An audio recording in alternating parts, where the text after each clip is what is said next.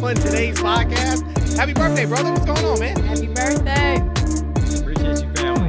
Everything's good. Actually, I was kind of splurging on this drink, too. My drink of choice is typically a Coke Zero with a splash of Tito's vodka. My wife got the wrong cherry Coke. She got me regular sugar Coke, which I've been drinking years. So now I got sugar in me. I got... And that liquor. And some liquor. It's gonna go. Hey, another thing is, we gotta talk about this. I come to work on my anniversary. I'm going to work on my son's birthday, on Big Daddy birthday. You know, we got to talk about arranging these shows a little bit better, y'all. But I'm happy to be here. Happy with my friends and family. Let's have a great show, guys. Well, here's the thing.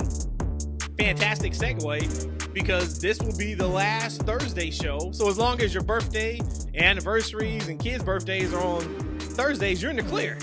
No more Thursday podcasts that drop on Friday. We are going forward, starting on Sunday. Sundays and Wednesdays, 2 drops a week for you guys. So this is actually our last Thursday drop until whenever we have to drop on another Thursday. But Rhodesia, what's going on? How are you? I'm so excited to be here. Again, happy birthday, Eshaun. Happy that you are here with us tonight so we can celebrate your birthday, talking some wrestling.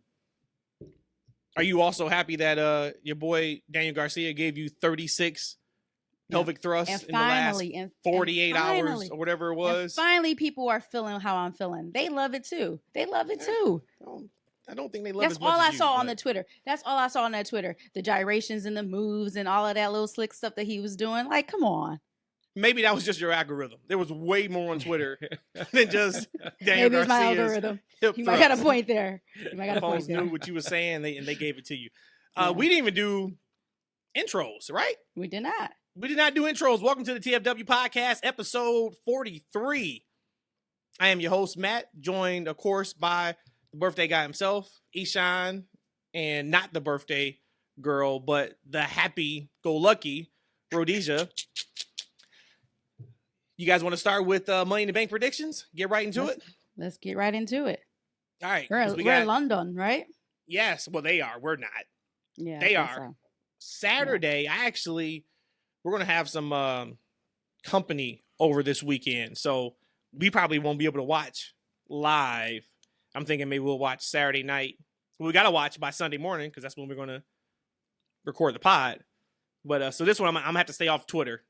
Because I am sure spoilers will be out galore if I do not. So this show, I do not want to be spoiled. A few weeks ago, I saw a lot of conversation around how the Money in the Bank participants weren't as strong as last year. I don't have last year's up, but overall, I think this card is really, really strong. WWE has done a great job with these PLEs and these cards, but I'm happy with it.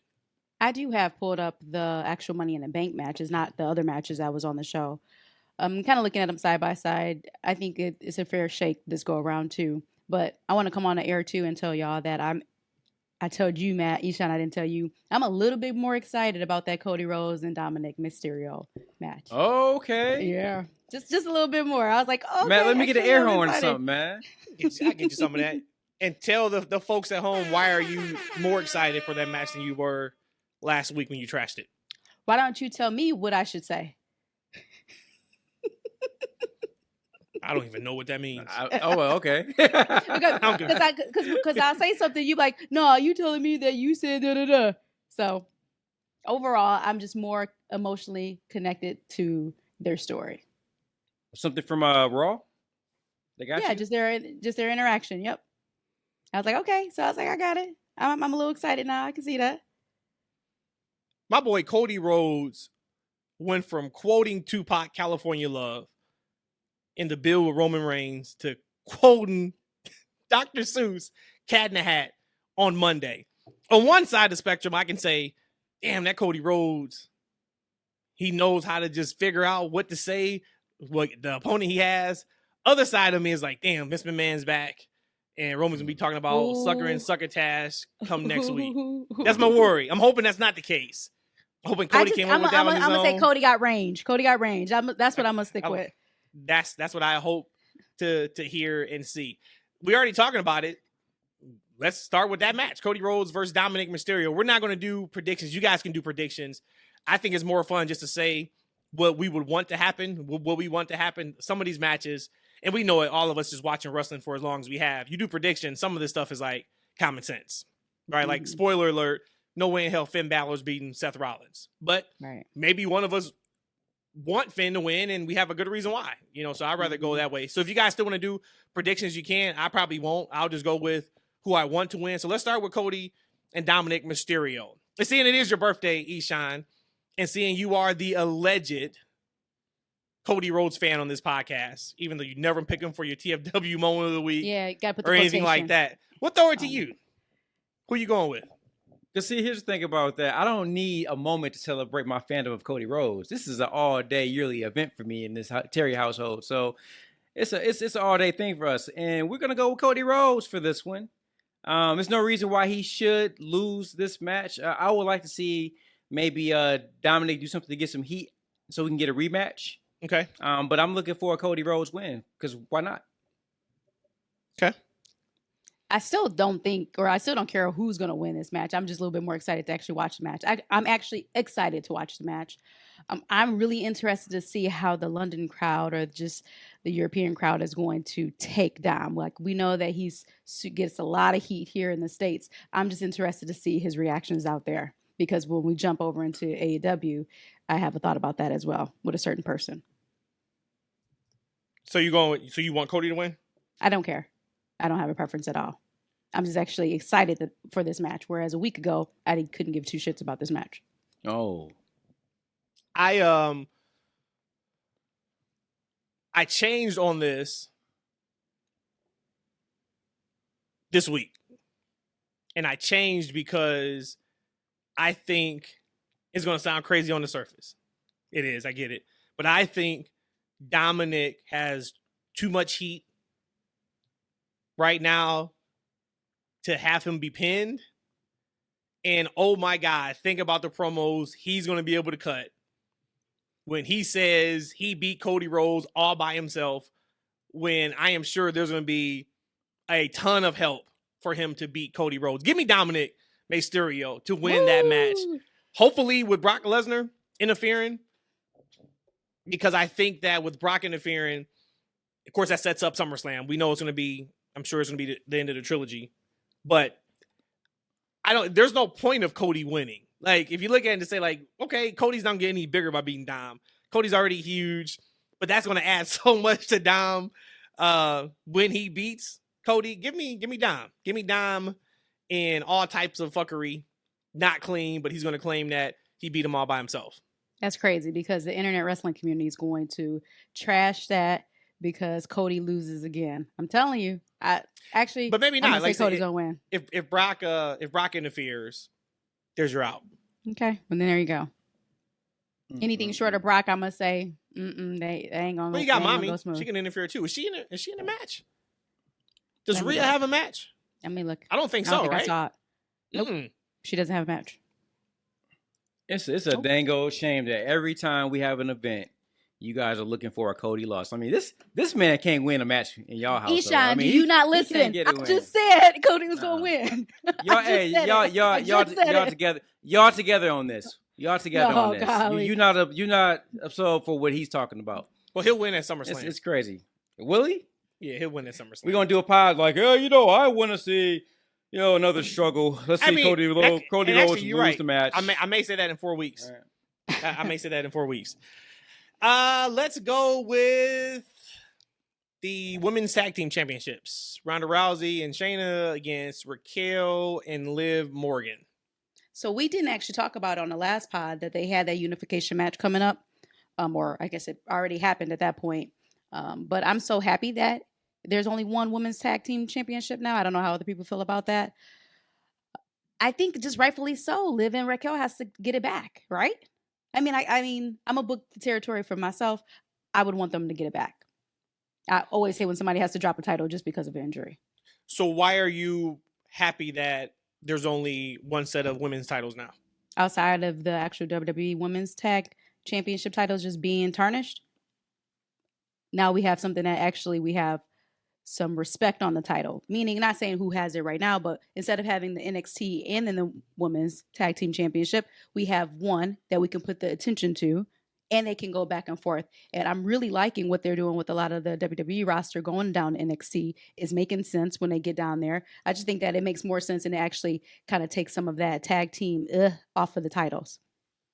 Okay, so even though you don't watch NXT like on a weekly basis, you're still happy that there's only one set of titles that can go to all brands. Yes, because I think when you're looking at a tag team, because like we look now on a WWE roster, there's really no real women tag teams. So if you can have somebody who's on a WWE roster going back and forth, you can help build those tag teams that's down at NXT and help develop them so that when they are ready for main card, that it's going to be an easier transition for them.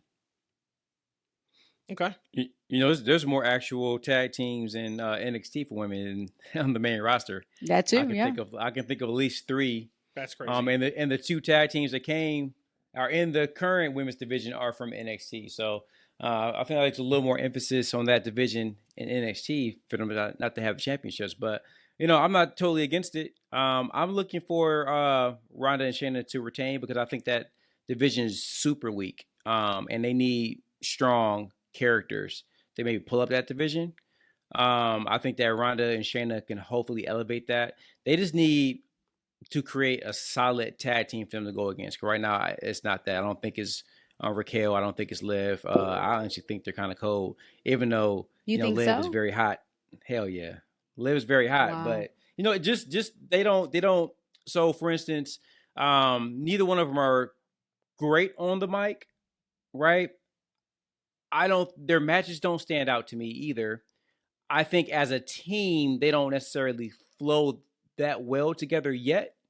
You know, I don't get this is maybe too high of a standard, but I don't get like the Midnight Express or Rock and Roll Express vibe from them. They just don't see, like, for instance, that's like a hell of a high standard. It is. But you know, like, we know who I get that vibe from a Rock and Roll Express type of vibe. What I mean by necessarily not that work level, but that synergy from a tag team. Kaden and Katana. They're good. I can see that. I can see that for sure. The two of them, they definitely seem like a tag team. They definitely have a connection in the ring. They have great tag team moves. I think a team like that is higher up on my list than Liv and Ronda. Liv and Raquel. I think they still seem kind of thrown together. So just to reiterate, going back, I'm looking for Shayna, Ronda to retain, and hopefully they continue to elevate that division. Yeah. You guys know I like Liv, but even how they brought her back, which shout out to her. There was word that she wasn't going to be back for a few more weeks. Yeah, like past SummerSlam was the initial conversation on that. So shout out to her for her getting back. But it just doesn't feel like it's. I don't know why you would have Ronda and Shayna lose this match. And don't forget, if we're talking about just trying to book the territory, Raquel and Rhea had that pretty nice stare down a couple weeks ago on Raw. Like, that wasn't by happenstance. That has to be going somewhere. So maybe that's the SummerSlam match for Rhea.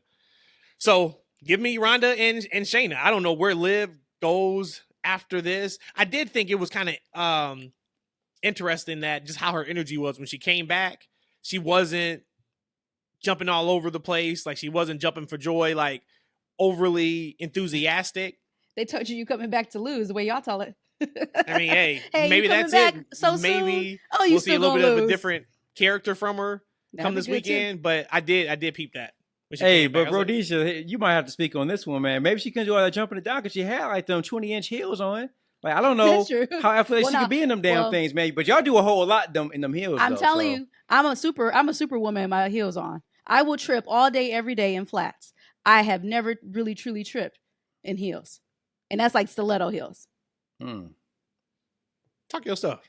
I'm telling you, I'm the shit in heels. I ain't gonna lie on that. Flats, yeah, I'm a ditz. Intercontinental Championship, Gunther versus Matt Riddle. They just threw this together Monday. Yeah. I don't give a damn about this match. Give me Gunther. Give me Gunther in the squash. It ain't gonna be a squash, but give me Gunther in the squash. Give me Gunther. Enough said on that. I feel the same way, Matt. I just don't care. And like, I don't know what they need to do with Riddle for me to care. But, and I mean, I was pretty big on Riddle when he was in NXT. and then he came to the main roster. I was excited for him. The RK Bro time was wonderful. Like team, RK Bro was great. Even his feud with Seth was great. Yeah. And like now it's just like whenever I see him, It's those shorts, guy. I told you we ain't put them booty shorts on. Man, I don't think it's the shorts for me. Yeah, it was the end. I can look past wardrobe, but I don't know. He's just there. You know what? And like all this stuff evolved. Well, I would say like all this, you just need a story. Yeah. Same thing with the women's tag division. I don't think they need. You talked about them needing like a main tag team to go against. I don't even think it's that. I think we need a story for the tag team champs. Like we haven't had a story. When was the last story we've had? Like legit story we've had for Sasha and Naomi leaving. My man, like you may be like you that was kind of laughing, shoot story, but yeah, that might. I mean, I'm trying to think on TV. When was the last tag team women's championship that we were like really interested in? Even the tournament wasn't a thing when they were trying to crown the new champions. Yep, okay. But you need characters and personalities to carry those stories, and they don't have any of that right now. So you can have the best story in the world, but you ain't got people to execute. It's gonna go to shit. Is it maybe Iconics? Iconics probably was. Was that the last time? I'm talking about like an actual story. Yeah. Characters, right? Characters and personality. Yeah. Right? Mm-hmm. All right. Next, Money in the Bank. So, Rhodesia, you said you had last year the Money in the Bank matches pulled up from last year. So let's start with the women's. This year we got Becky Lynch, Zoe Stark, Zelina, Bayley, Io Sky, and Trish Stratus. What was last year's match?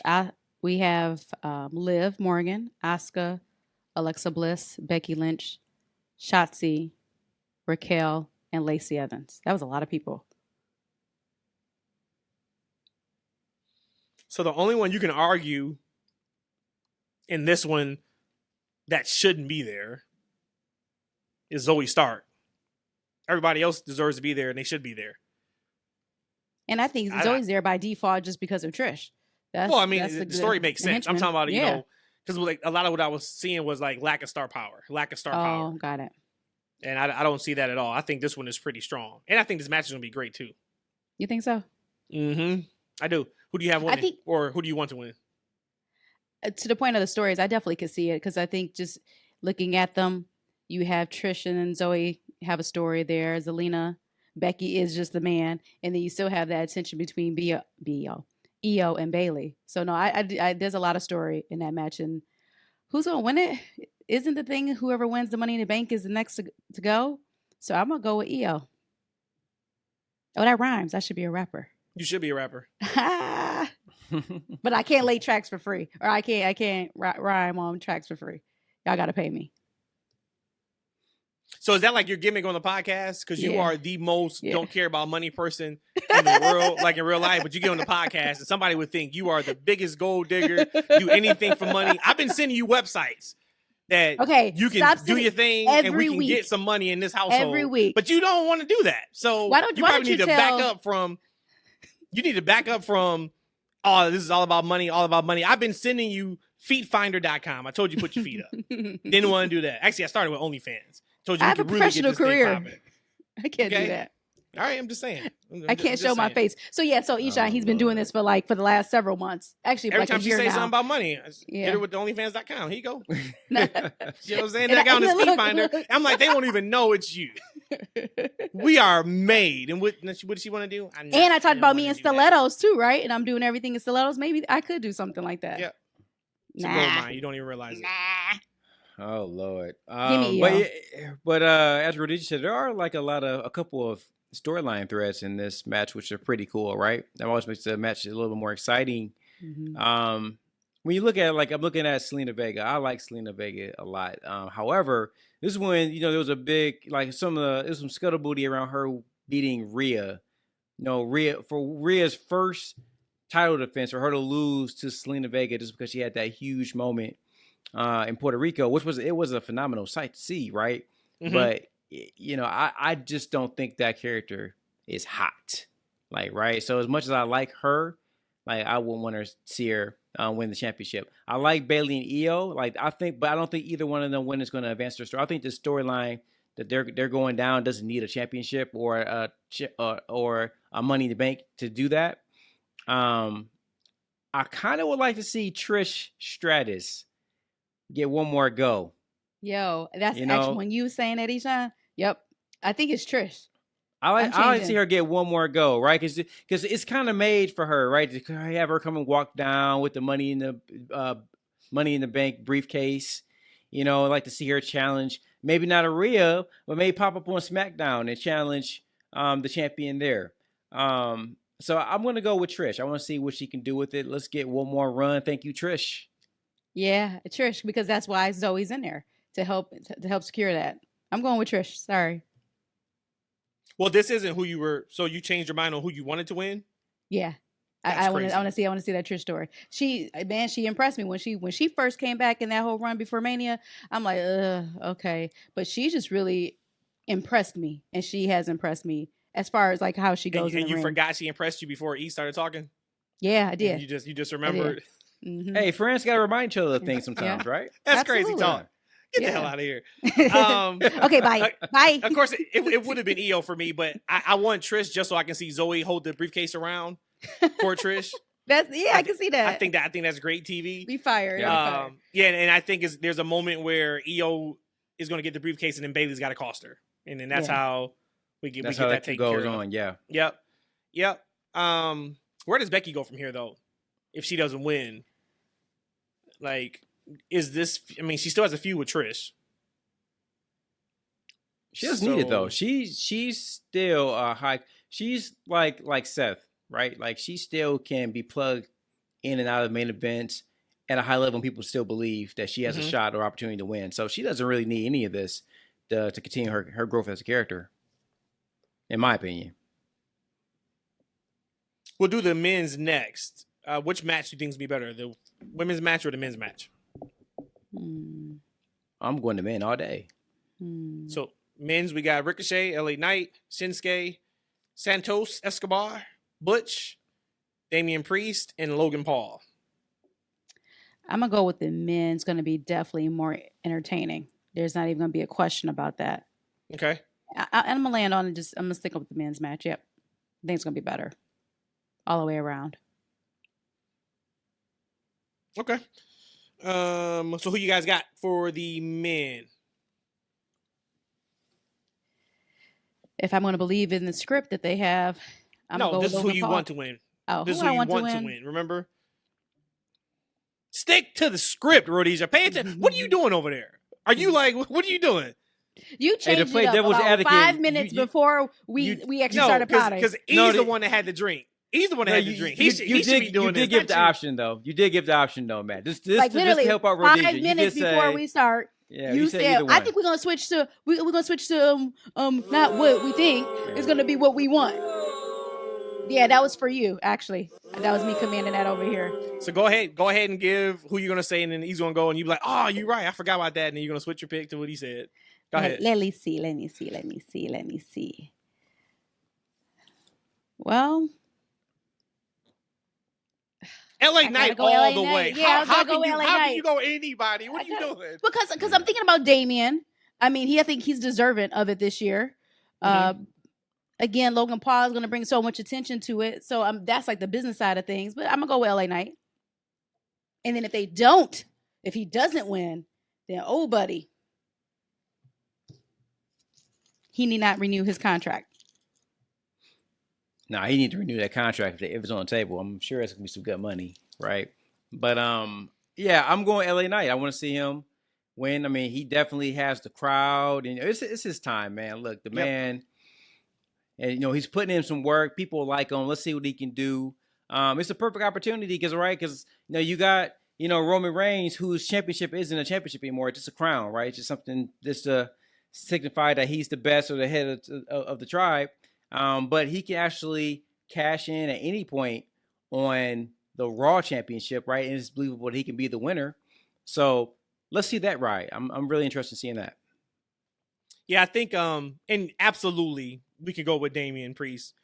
just the work he did alone against Bam Bunny, he needs to be rewarded for. But shout out to my guy Eternal on Twitter.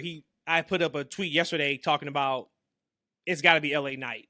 And Eternal was like, this is the first time he's disagreed with something that I've said. He feels like it should be Damian Priest. And absolutely deserving. I just think LA Knight's persona and gimmick is perfect for having that briefcase for however long he's going to have it. Damian Priest is that legit badass. Like, I can't imagine him faking a cash in. I can't imagine him walking around with that briefcase and still looking as menacing as he is. So that's why I'm going with LA Knight. I know, of course, the word is that Triple H wants LA Knight or Priest.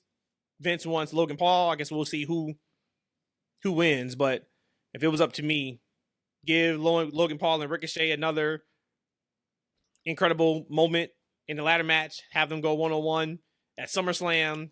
Once again, that's the match where people who don't typically watch wrestling would know about, and give them that oh my god moment at SummerSlam. Give LA Knight that briefcase, because whoever it is, I don't think whoever it is, I'm hoping they don't do this, because they've really been talking about like any championship of their choosing, the winner. We know they're not touching Roman's. I don't even see any of these winners going after Seth. I just hope this isn't like a IC or a US cash-in, as dumb as that would be. Oh, I could see like a Logan Paul, a LA Knight, or a Damian Priest challenging Seth. I mean, that's who he's wrestling now anyway. You know, this is a Raw championship, and those are the guys that's on upper card. I definitely see that. But with the Damian Priest thing, I don't. This is, you know, we had an issue with, you know, Cody winning, you know, Royal Rumble and then being shoehorned in the main event. Damian Priest hasn't done anything yet to deserve that height to be champion right now, right? If he goes on, he wins Money in the Bank, and then he just catches in on Seth or whoever, right? You know, the thing they always do, right? Seth is beat down or wherever it will happen. He comes out, money, his interest hits. He comes down with the briefcase and catches in. He beats him, right? Is that what you want from your next babyface? Is for him to a cheap win, like, right? Or he's lost all his matches up until this point. Like, I think this is a great opportunity for him to have a showcase in this match, right? To continue to raise his card and his standing within the company and that division, right? And then for sooner than later, for him to be positioned as a very challenging challenger for the championship. So I think we need to keep elevating this guy. So you're talking about Priest, right? D Priest. Okay, because you said babyface, so you have him turning face sooner rather than later. Oh yeah, absolutely. I mean, I think that's where we're going down the road, right? He wants to do everything by himself. He doesn't want people at the ringside. He's definitely on the run for a babyface, in my opinion. Okay. I feel for like the heavyweight championship, so either Romans or Seth. I only really see Damien and Logan Paul being only two contenders that could go that way. If it's when they made an emphasis on any title, then I can see LA Knight winning because of that, and then he can go for the US or Intercontinental. It gotta be. So here's a question for both of you. What type of cash in do you want to see out of both of these? Do you want, because if you remember years and years and years and years and years and years and years and years and years and years and years and years ago, the Money in the Bank winner was very similar to how they used to treat the IC title. And the IC was like, hey, this is the guy that's next up in line. And as soon as he dropped it, now he's going to face the heavyweight champion. And years ago, the Money in the Bank was really that person that was significantly bubbling. And it was like, they got the briefcase, it's on and popping now. In the last few years, they've kind of gone away from that. They've gone with the hottest person at the moment, kind of, and then they'll hotshot them into cashing in that night or very, very soon from when they won the briefcase. And then the moment's over, and then they're kind of back down to like mid-card, upper mid-card status. Nobody in the last few years that I can remember has won that briefcase and has been skyrocketed to like that main event level and then stay there. So if you look at these two matches, how do you want these cash-ins to go? Do you want the cash-ins to be like much sooner rather than later? So same night, SummerSlam, next pay-per-view, or whatever the case may be, or is you look at both of these lineups, you say, no, let's have that person get heated up for 6 months or so, and then they cash it in. I don't really have a thought on that. I see your point. For me, my would be the investment of the story. So I don't think any of these people right now, maybe outside of Logan Paul, and that's only for namesake, okay, could cash in and could win today, and I would be bought into it. Again, assuming they're going for either Roman or Seth. So I have to say, just off of that alone, I would want it to kind of just build, and then they cash in later. And then the cool part about the men's, at least, because if it's up for any championship, all the champions then is on lookout. And I think that would be more interesting story throughout the whole year, because you don't know who such and such is going to come after. And you can play around with different things behind the scenes. Maybe somebody walking past somebody and just giving them that eye, like, I could take your title anytime kind of thing. So I think it'd be probably more entertaining having it drawn out longer, because I don't think any of these people can win by SummerSlam, and then I'm behind them for more than that 90-day period. I don't really have a preference on either. I like the idea of them trying to make somebody, per se, with the Money in the Bank. I think it's what it's about. I think the problem that we've had as far as them come up and go down, that's because crazy Vince, right? If they didn't work out in that spot, I kind of feel like he only gives certain people a slight window to succeed. And if they don't hit the way he wants them to hit, then boom, they go right back down. Right. I don't think that's the way you do it. I think kind of like what Triple H did with Austin Theory, right? He didn't give up on him. He kind of retooled him, right? And then continue his ascension to wherever he's going to be next, right? I don't think that Austin Theory has went down a peg. I think he's continuing to kind of go up a peg. So hopefully with the new, I don't know what's going on with the creative, right? We talked about it personally. We texted about it. Vince is back full creative control, it seems like right now, right? So we don't know. It can kind of go back to how it was in the past, but I'm hoping maybe in the future, maybe the time off. He was down with the Booty Brigade, right? And he got him in trouble. So hopefully that time away has allowed him to refresh himself creatively, and he's going to trust people he's put in positions to kind of write these shows, and hopefully we get, a new crop of wrestlers that's kind of elevated and they stay there, because the company needs that. Well, the word was that they're trying to Vince-proof the shows by announcing matches in advance. And That's one thing that Vince was pretty big on, is if there's a match that's advertised, to go through with the match. So they're trying to shoot out as many matches as possible. So like he can't come in and change those. In 3 weeks from now, we about to have such and such go against such and such. In 4 months. Next year. Check this out, guys. October 16th. Right. The word was that he had his fingerprints all over Raw on Monday. Raw was a damn good show. I was gonna say I really have many complaints for there. I didn't. So like for me personally, I'm kind of over the Vince is here, or Vince, like whatever. Like, okay, at this point, give me the show and we can critique it or enjoy it afterwards. But the whole it's Monday afternoon or it's Friday afternoon and word is Vince changed the show. Okay, well let's see how it turns out first, because the last 2 times now that we've heard Vince was really involved, show's been pretty good. My only concern, and we can get to it when we get to Raw, is that so the shows have been fine, right? But the nice thing is that I think he has a better script to work with, right? So he's tweaking better material, and we talked about the reasons why previously. My concern is exactly what we're talking about. Guys that we're like a Damian Priest, guys who's like, okay, this guy should be taken to the next level, and then Vince doesn't see it for whatever reason, right? Guys that we think that should be elevated and they're not, right? or like a LA Knight who he makes, Max Dupree and says he's too old, he can't do it. Right? Like, that's what I'm worried about, is that he just mismanages talent and in the past doesn't really know what people want nowadays, right? He's still fixated on what people wanted back in the 80s, back in the early 90s, and he's not kind of in tune to like this new generation of fan. But the scripts are fine. I'm just worried about who he's pushing. Yeah. The only thing from Raw that I wasn't a big fan of. Hey, we still gotta get through Money Bank though. I know, but that match is next. Seth Rollins and Finn Balor.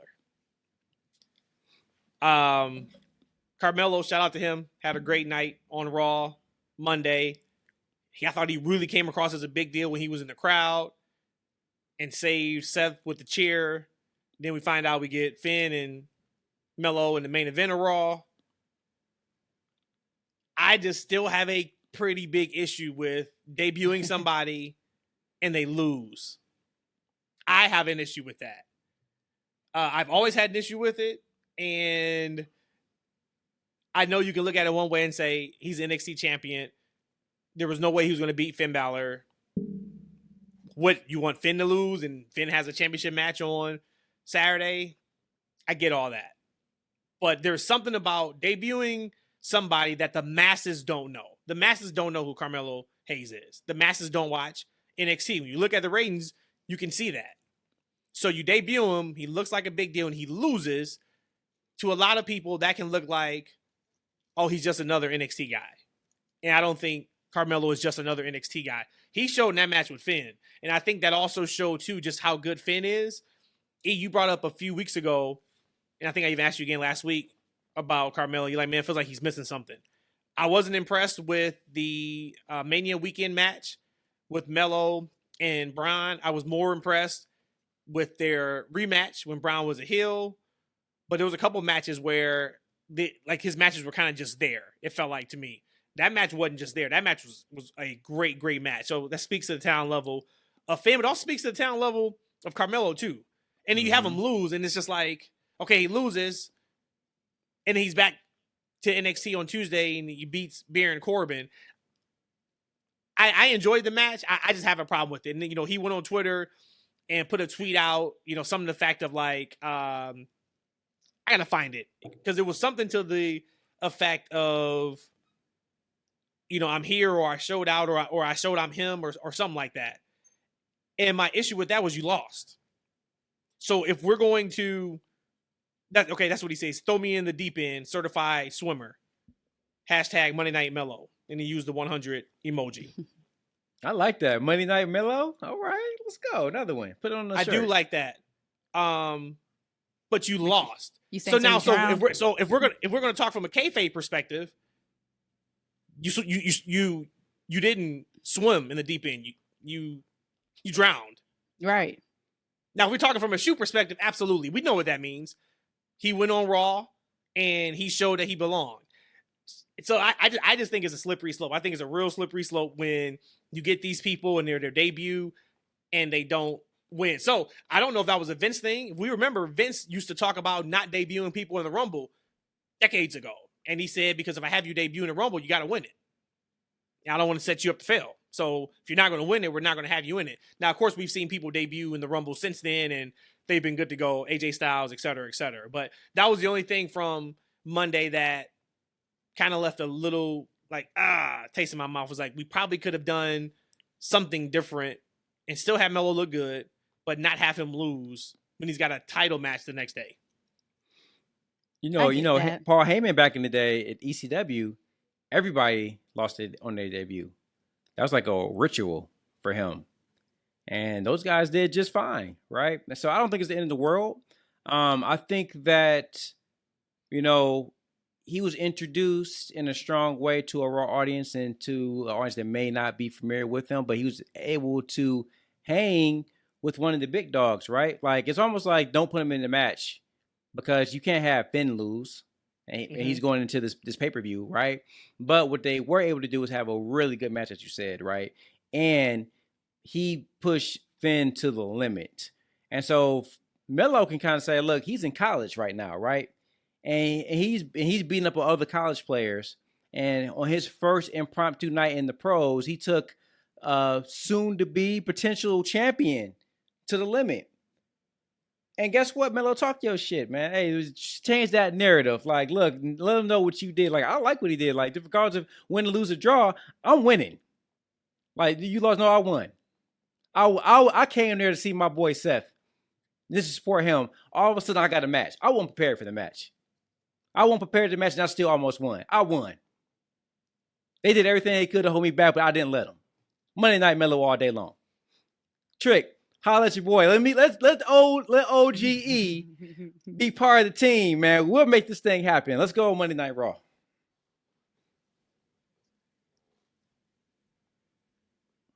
Shut it down. Let's keep going to the next one. Well, yeah, I was waiting for reasons. I guess she got nothing. So then Seth Rollins versus Finn Balor.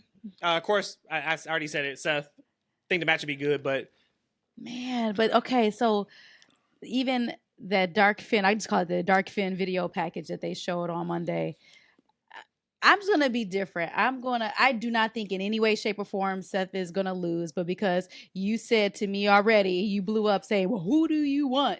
I want Finn to win. I wanted Finn to win this championship when it was first announced. So I'm going with Finn. I like that. Stay consistent. Yeah, I wanted Finn to kind of win, right? I wanted Finn for the win. I'll kind of be a rapper too. See, we are rappers. Hey, let's go. I kind of wanted to see like a Big Daddy Cool HBK type version of Finn and Damian. And then it'd be awesome to continue the story, right? Damian breaks away from Finn, much like Diesel did HBK back in the day. I would love to see that kind of story play out with the championship. Maybe it can play out that way now. Like, I would like to see him as champion. I think it's time. I think his work is great. I think from a character standpoint, this is the best work he's done since he's been there. I'm not sure how long he's been there. I want to say 7 years, but I think that might be too long. But I think this is the best character work he's done. He's always been solid in the ring. I mean, he looks great, man. The gear is on point. Them Jordan 1s, them custom boys he has, outstanding. I want to see Finn for the win. So how about we rebook this territory? I know we talking about the Judgment Day breaking up, but we could come out of Money in the Bank with 2 champions and a Money in the Bank holder and Dom. That would be fire. You could. It won't happen, but you could. But it's possible. Main event, Usos versus Roman and Solo, Bloodline Civil War. Woo, big one. Mm-hmm. Well, since the Uso Penitentiary is back, I'm going with the Usos. It's down since day one, baby. There it is. Same way. I'm going for the Usos to win. I mean, they gotta win, right? Because like they can't take another loss because they've been taking L's after L, right? The only way this thing can go south for the Usos is if one of the brothers turn on each other, and I just don't want to see that, man. Like, no one wanted to see Hawk and Animal back in the day. Nobody wanted to see Ricky and Robert against each other. Like, nobody wants to see tag team partners fight, man, especially brothers, man. I just don't want to see that. But I think that if they do lose, we definitely going to see Solo take another pin, right? That's what he's there for. This has to be his second pinfall loss. Third. I mean, I guess it doesn't have to. I guess you could pin Roman. You could pin Roman. I'm thinking you could pin Roman. And that honor of the 3-year streak or whatever it is was broken by the Usos. You can't do that in a tag team match, though.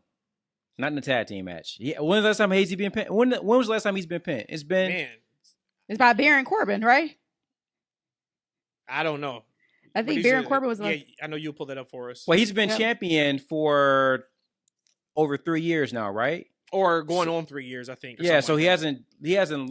Of course, he hasn't lost. So he hasn't been pinned in over 3 years. I don't think I think that's a bigger deal than the 1,000-day reign and everything else. Is that he hasn't been pinned. His shoulder hasn't been pinned to the mat in over 3 years, and I don't think you give that up in a tag team match. That has to be on a SummerSlam. Well, and the story is probably going to be, I just hope they don't rush through this, but I give them complete benefit of the doubt when it comes to the bloodline story. They haven't missed yet. The thing can be Solo loses, and now Roman's upset with Solo because he dropped the ball. Yeah. And now we can see how that plays out come SummerSlam. But yeah, of course, I want the Usos to win. They're the Usos. They're the tag team. You can't have Roman and Solo, who's never tagged before, beat the Usos. Like, that doesn't even make sense. So I'm hoping that we get some type of they got to give us like some type of 5-minute, 10-minute after the match thing again, right? Like, this can't just be we just get the pinfall and then we go off the air. Every single major pay-per-view, I guess, well, Money in the Bank is a top 5 pay-per-view now. Every major pay-per-view, they've given us something afterwards for us to really sink our teeth into and digest storyline-wise. I'm hoping we get something like that again this weekend. But yep, hey, this is probably poor taste, but Jacob Fatu was accused of no showing the event and stealing some money.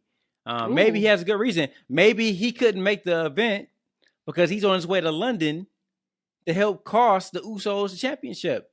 And you know, yeah, and Roman should have gave him some money. The wise man should have sent him some money. And the wire back to the nonprofit just hasn't gotten there yet, right? But he sent it. And it hadn't got there yet, right? This is all the plan. This is all the misunderstanding to get Jake Fatu with the bloodline. Sounds like to me he went in for business just like Rikishi is on Twitter. That's all it sounds like to me. So the last time Roman got pinned was by Baron Corbin, December 19 of 2019. Goodness gracious. Before COVID. Sheesh. Yeah, wow. 4 years ago is the last time he's been pinned? 3.5, almost 4 now. Yeah, this December. Wow. Sheesh. Biggest star in history. Legacy. Well, I'm gonna say in history, but biggest star right now in the business. But wins and losses don't matter, according to some people. They absolutely matter. Something I saw, I wanted to get your guys' take on. I think Arn Anderson had like a interview or something recently, and he talked about Vince McMahon had to make a decision on who was going to be the next face of the company between Cena, Orton, and Batista. And there was some, of course, conversation on did he make the right decision. Of course, we know he picked John Cena. What do you guys think? Is there anybody else that could have come close to what Cena did in his height of leading the WWE back in the day?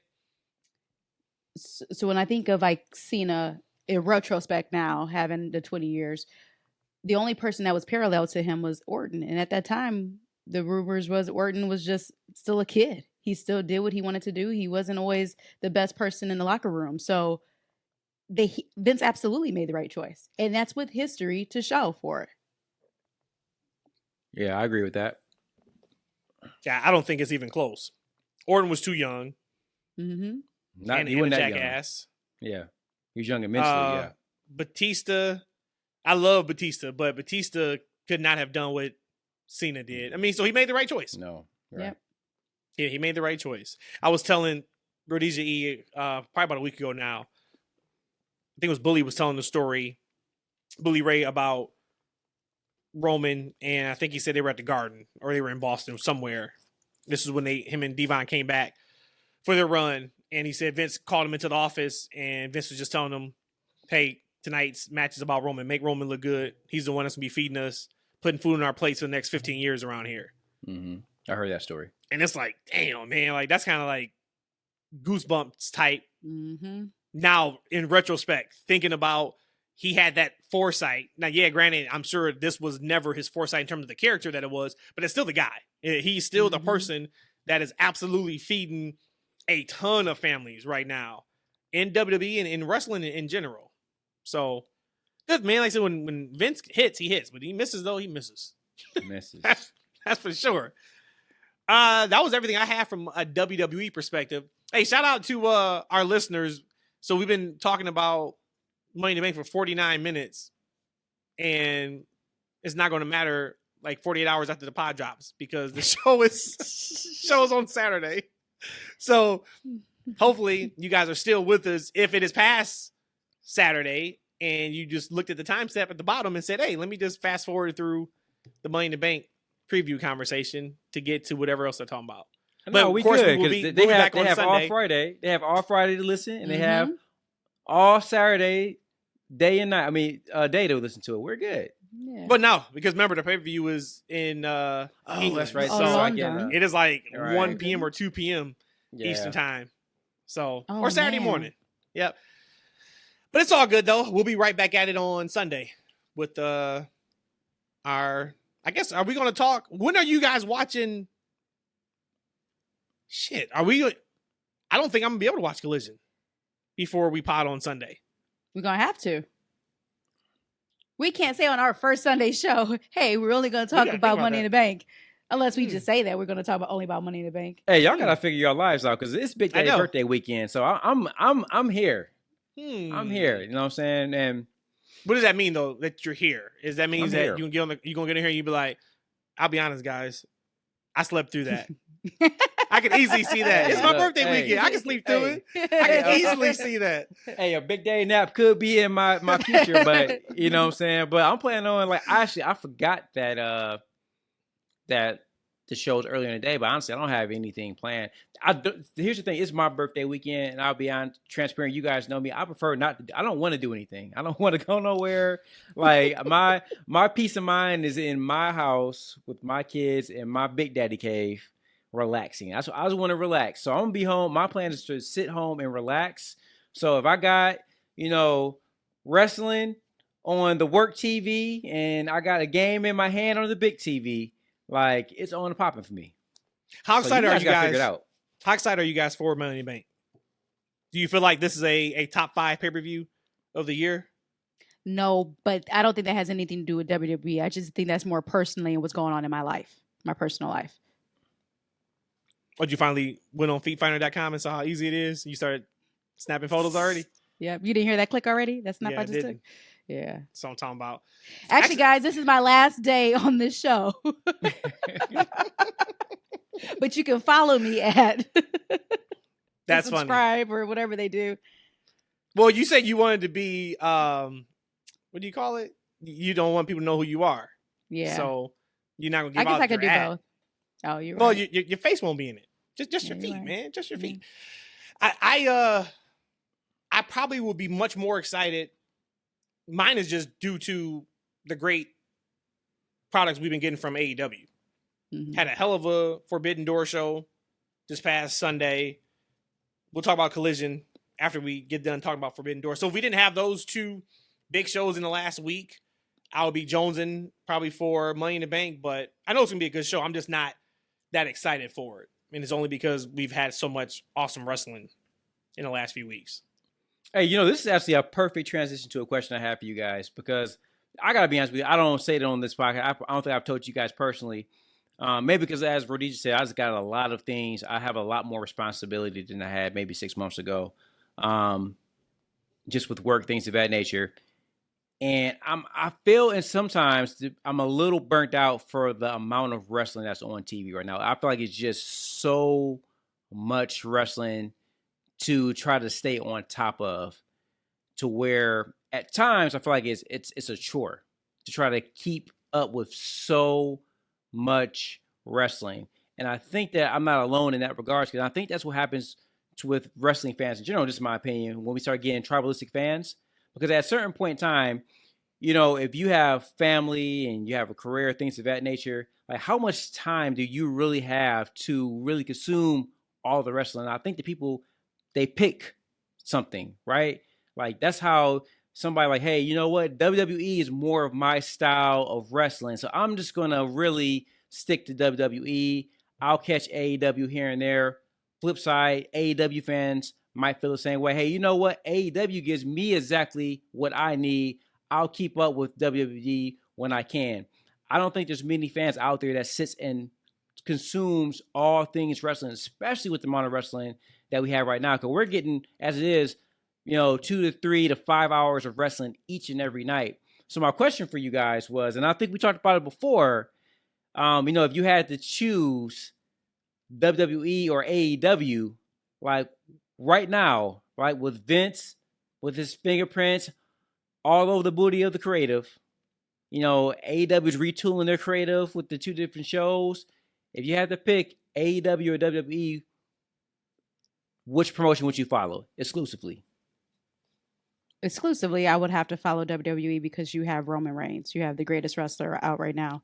But Ooh. one thing I want to say really quickly is I do watch both. My problem, and I watch a lot of wrestling, and I actually love watching a lot of wrestling. The problem for me, though, a lot of times is just that I just can't remember certain things. So that's why, like, when I watch a show, I have to write a lot of notes because just these 2 extra collisions that we've had has thrown my mental brain into a whirlwind of when was that? When is that? Even today, I came on here like, what is today? Because it was out of my pattern. But I do enjoy watching wrestling. Yes, I admit that there is a lot of wrestling, but I really enjoy watching a lot of wrestling. A lot of times it enjoys watching me sleep too. But overall, I love watching wrestling. I wouldn't call it ever really a chore. Just outside of I just really wish that I could retain a lot of the stuff that I see, and that's just because again what's going on in my own head. The chore would be if I didn't enjoy it. Like if the show sucked and you still got to watch it, like, man, fuck, we got to talk about it on the podcast, or if I got to write something on it or something like that, then it's like, man, that was a chore. But if I'm watching and it's good, it's not a chore. Now, granted, I don't watch ROH. I don't watch Impact. Those are probably, I turned to WoW, Women's of Wrestling on, had to be Saturday or Sunday. Not sure what day it was. I turned to it and watched about 15 minutes of that. That was cool. But I'm like, I would say the last time the chore was when like the 2007, 8, 9, around that time when I actually stopped watching wrestling for the most part, just because it was just like the same old, and it's just at that time it felt like a chore, and I just didn't watch it. And I had a young child, so that really took precedence over any extracurricular activity I did. But other than that, again, I love wrestling. I just really wish I had minds like y'all that can retain. At that Money in the Bank, that happened, that one. I can't even remember who was the main event on Collision without me going back to look at my notes. The chore for me comes is that there's so much of it. I have such little free time. There's other things that I enjoy as well. I would say probably wrestling is my highest passion. There's other things that are right there. I love anime. I love doing that. I love games. And I also love spending time with my kids, right? But I only have X amount of time to do all these things. So I'm like, but I got to watch this. So, so I keep up what's going on Wednesday. Yeah. I can't watch that. So that's the cheer. Is there first run anime you watch? Like, is there anime that it drops Wednesday at 8 p.m. or is it comes out at midnight and you just watch it whenever? Well, the way I watch anime, and so I have like Crunchyroll is what I primarily watch it on. Now it does drop at certain days during the week, but I usually watch most of it like on a Friday or Saturday or Sunday morning. It just kind of depends on when I can actually get to it. And the nice thing about anime is that it's only typically because like it's so on Crunchyroll, it's no commercials. So it's usually about a 20-25 minute. I could binge watch like 4 or 5 different shows like within an hour time frame and kind of get caught up. So it's a little bit easier to kind of keep up with that thing. But that's the chore for me. Like I said, it's just like I feel like I have to watch it, right? But also there's other things I want to do too with the limited time that I have. But what about you, Matt? If you had to just watch one show over the other, which would it be? Right now, it has to be WWE because I'm so invested in the Bloodline story. Now, if you was to pull that story out, I would have to really think. Because WWE is hotter than they have been. Man, I can't remember the last time, honestly, like this, where I've enjoyed the majority of shows concurrently. AEW is getting back there. AEW has a completely different energy over the last 2.5 weeks than they have. I'm not trying to say it's all because of Punk. I think it has a lot to do with it. I think the timing of Forbidden Door has a lot to do with it. I just think they're set up to have a major summer. So, but if you pulled away the Bloodline, I would have to really kind of think about that. With the Bloodline, there's no hesitation. It would be WWE. But then it's like, I mean, there's a lot. You're talking about minimally 4 nights a week. Mm-hmm. If just watching AEW and WWE. Minimally. If there's a pay-per-view, you're talking 5 nights a week. 6, right? Because it would depend. If you count possibly NXT. Yeah. I think somebody had put up, like, if you looked at from last Thursday to like next or I guess until Saturday. There was like 11 days or something straight wrestling. It's like, damn. The only time that, I used to play video games. I cut my PS5 and Xbox One on for the first time a week ago in like 3 months. So my gaming is basically non-existent now. I'm big into sports. So like Monday Night Football, there's times where I'll watch Monday Night Football and then I'll tape Raw and either watch it afterwards or watch it the next day. NBA playoffs was a killer. Trying to figure that out because there was a lot of games on Wednesday and there were some games on, Monday and Friday. But that's typically the only time that I have to kind of make a decision. Other than that, it's like, well, all right, Mondays is for Raw, Wednesdays is Dynamite, now Saturdays for Collision, and Fridays is for SmackDown. For me, honestly, basketball is kind of the one thing that's kind of went by the wayside with all of the wrestling. That's the decision I've made is I watch wrestling and not basketball. Like my basketball, I mainly keep up with it just by watching the ESPN highlights at this point. I can't watch the games because I just don't have the time to watch the games and then to watch all of the wrestling. And my only concern too, sometimes with the amount of wrestling that we have is that we've never had so much of it as we have right now. Like even back in the day, back in the heyday, you had Raw, right? Which was 2 hours back in the day. 2 hours, you had 3 hours of Nitro, and that was it, right? And it was hot. It was first run. Like now, it's not like you think about anything that you want, anything that you love, basketball, football, anything included, right?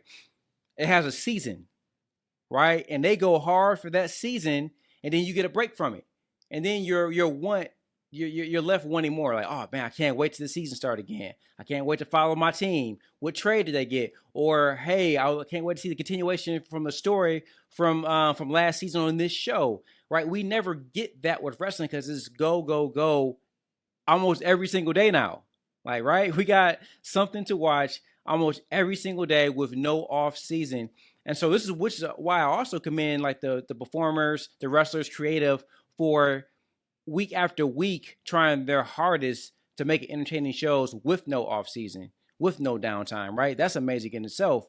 However, it doesn't give us as a viewers time to recalibrate and really appreciate what we're getting because we have so much of it. There's so much quality. So much quality. Like you back in the day, you used to watch TNA. I didn't watch TNA.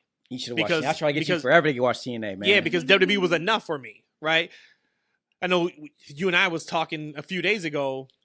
You were like, man, Vince is back. And I'm like, at this point, man, okay, whatever. If WWE starts back in its horrendous creative ways, I have AEW. Cool. I won't be invested that much then anymore in Raw and or SmackDown. But now I got Dynamite and Collision. And I think that's where a lot of tribalistic fans come from is you got burned by one of the companies before. There's some disdain in some of these folks' brains and hearts. And I think it's, okay, you got screwed over and now it's good. And now you got a little bit of hate because you say you don't watch it, but you want to watch, but you see how good it is. And so it goes in cycles. Like a couple months ago, man, AEW was not the best week in and week out. If you watched it on TV for those 2 hours, you say, okay, I was entertained. But they left more to be desired than not. And I think that flipped really, really quick. More recently. And now we're in a position where it's like, man, they got some really good things going. We'll see if WWE flips the wrong way. I'm hoping not. I'm hoping that they can do enough to where if Vince does have some bad ideas, they can still mask it or they can still work with it and have everything else be, just as good. But that's why I'm okay with whatever happens. AEW goes back not being the best. Cool. I got WWE. WWE goes back not being the best. Cool. I got AEW. So that's the fun thing about watching both. So what's yours, Eshaun? It was hard. Actually, I really enjoy Collision. I think I went so far as to tell Matt the other day and our friend Brandon, I said, I think that Collision is the second best wrestling show on TV. Just saw 2 episodes. I really felt that I love the pace of the shows, the matches, the talent on the shows. The creative seemed a little more different than Dynamite. I really enjoyed that show. But, as Matt just said, for about really after the Punk situation, the shows for AEW kind of went down a little bit to me. I feel like Rampage lost focus. The shows seemed to lost focus. It seemed to be kind of going down the hill, whereas WWE, right, without Vince, started going up. So right now you got Vince all over creative, and I hate Vince. I just don't like him. He ruined my fandom for wrestling. He almost extinguished it, to be honest with you. I really disliked the shows under his watch. What was it? The Sucker and Succotash, whatever he had Roman saying back in the day. That was the epitome of his creative to me during that time period, was that. I just really didn't like it. So with that being said, to kind of think that, okay, maybe I'm going to go back to getting that type of creative from him, it's kind of concerning, right? However, with AEW, I don't know what they were going on, what happened 6 months ago with their programming. I don't necessarily want to get that either. But I guess if I had to choose one, I guess I would say WWE. I know we're going to get good matches that make sense and mean something, right? Because the creative at times have always let me down, but the wrestlers inside that ring never have. They've always produced great, logical matches from top to bottom. And they have a great roster of talent. And it's free, right? I don't have to, for the PLEs, well, at least, I don't know, because like I have Xfinity. This is the last free month I have.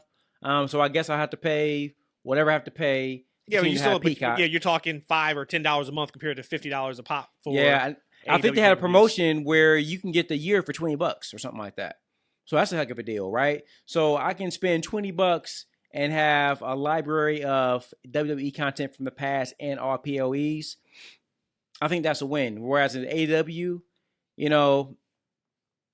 I got to spend $50 at least every couple months to follow their pay-per-views. In addition to their shows, at times can be a little chaotic, and that's not my style as a wrestling fan. So I'm gonna go with WWE, for better or for worse. Well, you just talked about logical, great wrestling. I saw one of the best logical, great wrestling matches I've seen in a very long time. Came on this here platform and said that I thought that Kenny and Ospreay would exceed Wrestle Kingdom in January. I personally think they did. I put out a poll on Twitter. 91% of people either gave the show excellent or great or good.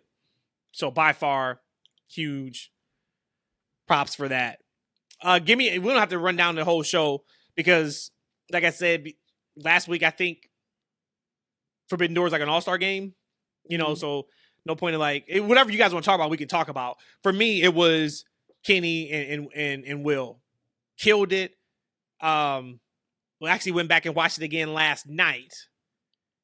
And man, that match it's incredible. And I get to a point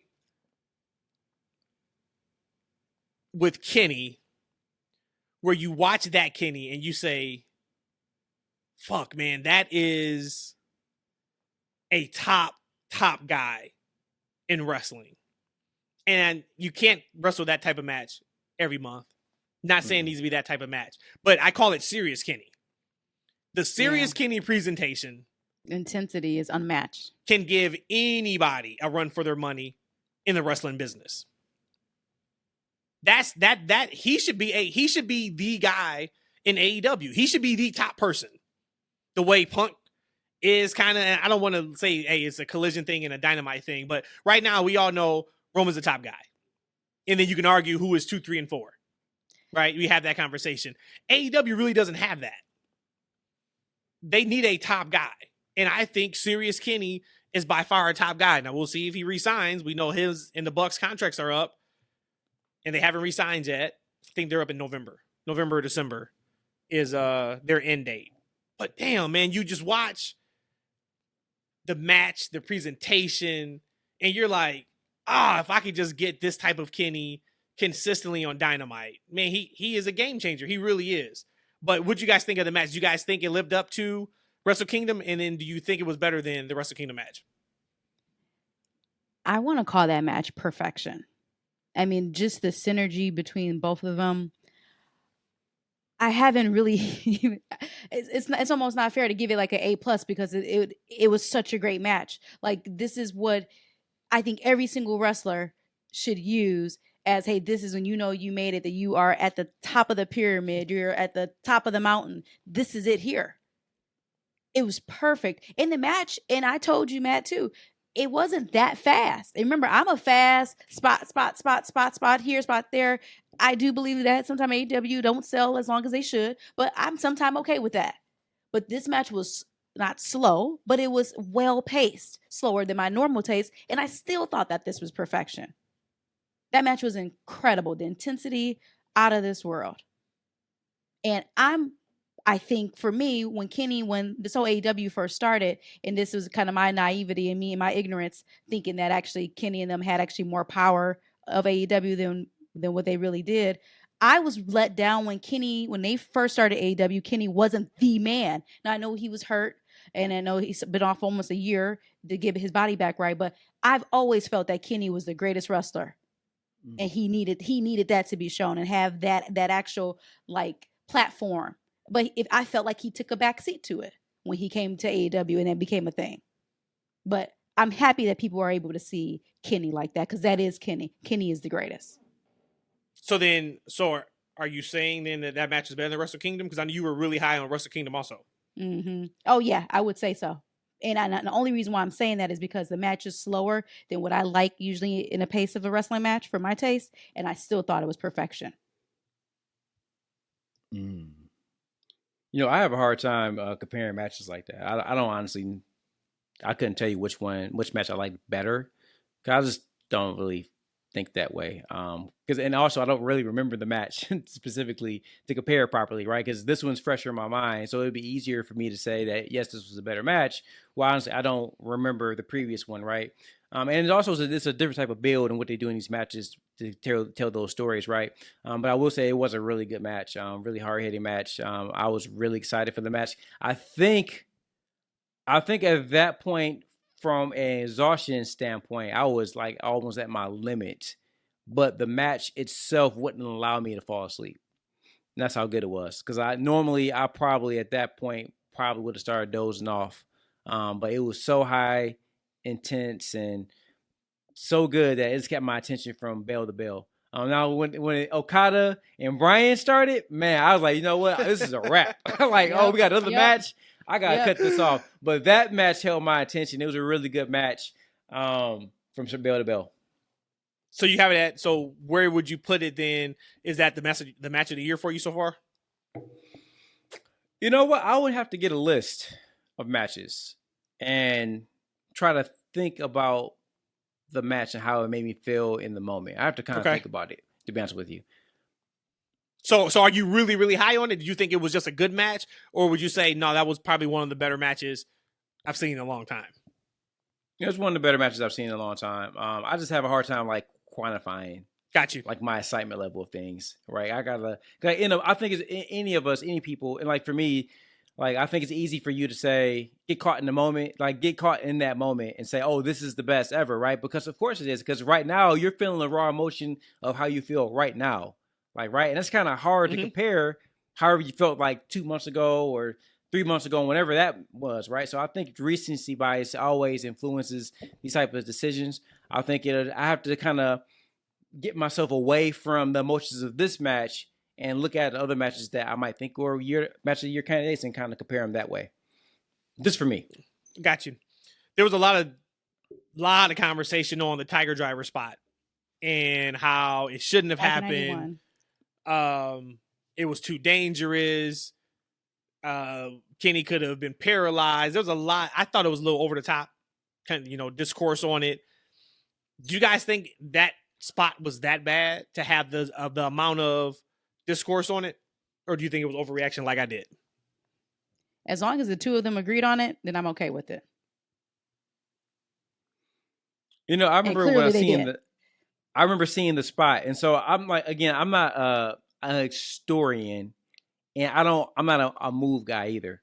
But I did recognize that spot when I saw it.